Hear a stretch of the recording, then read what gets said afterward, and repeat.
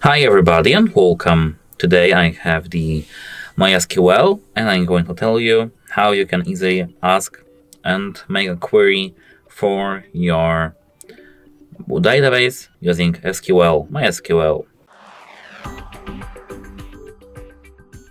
So, at first we have to install the XAMPP control panel, as you can see I do have here, and enter PHPMyAdmin, like now.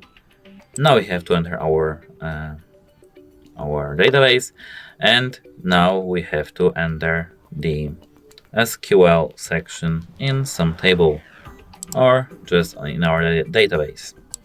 Here we have the query section, and now we have a lot of things, as you can see, a lot of columns here. So let's open them. Products, columns, and let's begin again. So we have the select query, select, and here we have to tell our database what you want to get out from it. So for example, I want to get the customers and first name, last name. So first name, comma, last name from, and now we have to tell from what table we want to bring our data. So from customers, and now we have to click go to execute. As you can see, I do have here nothing, but you'll see something here.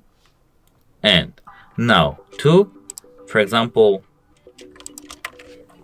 insert some data, we have to write insert into our table. So it will be, for example, customers, and now we have to open the brackets. Now we have to enter the column's name. It will be the first name, last name, values. And here we have to enter the values for the first name and last name. This is how it looks like. So for example, the first name will be hard, the last name Reset.Info. Now we have to click go, and as you can see, let's check if it's inserted. Not here. Here, SQL. Select. Here, as you can see, this star means everything from customers, and go.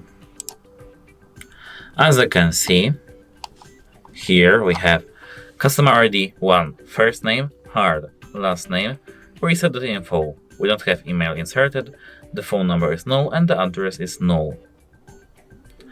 This was the select query and insert into query. That's it. Hope it helps you, and goodbye.